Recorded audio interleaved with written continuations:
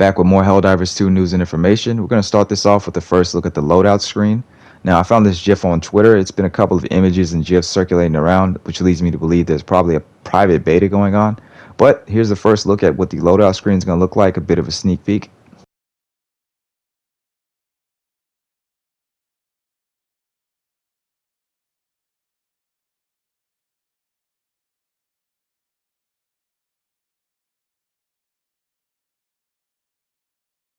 Next, we're going to talk about some of the things that were confirmed from the last trailer that I didn't mention in my previous video. Okay, now they have confirmed the number of equipment unlocks. You're going to have 71 different armors, 93 different helmets, 46 different capes, 29 different primaries, 8 different sidearms, and 10 different grenades.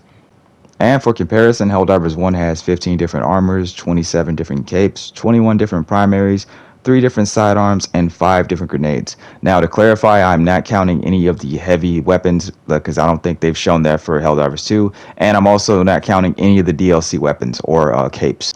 So the number actually is larger for Helldivers 1, but I'm just comparing what's been shown so far on a one-to-one basis.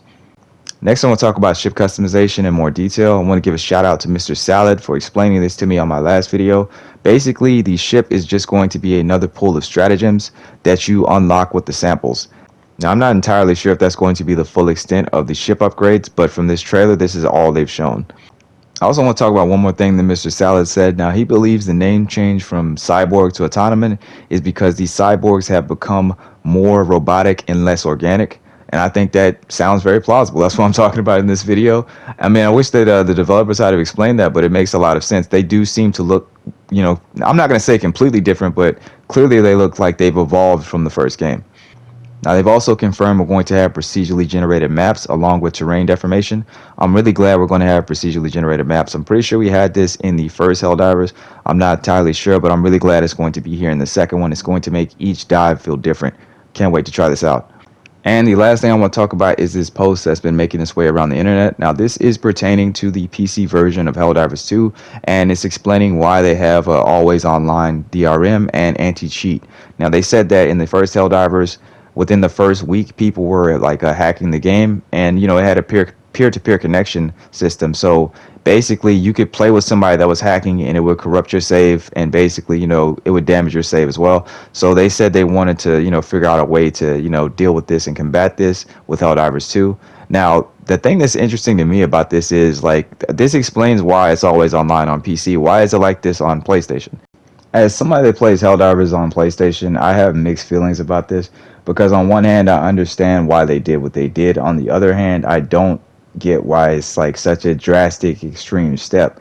I feel like there was a middle ground that they're kind of missing. Now, they said in the article, or sorry, the post, they said that they tried to make it work without DRM, and they said they felt like it was too big of a security risk. Like it was too big of the holes in the security system when you allow users to not always be online. And I hear this a lot from a lot of developers, and it's I don't know. Looking at the, considering the circumstances of what happened on PC, I understand. But looking at how airtight the console versions were, I don't understand why this bled over in the console. I feel like the PlayStation version still should have had an offline mode. Because, I honestly don't think it was that big of an issue. I never saw a cheater when I played Helldivers on PlayStation 3, PlayStation 4, or PlayStation Vita. I don't know, man. Y'all let me know what y'all think about this in the comment section. I'm still hyped for this game. I'm getting it on PlayStation 5 day one. I'm going to live stream it also. I can't wait to see you guys there at the live stream. And thank y'all so much for all the support on the last video. Hopefully y'all enjoyed this one too. I'll see y'all on the next one. Peace.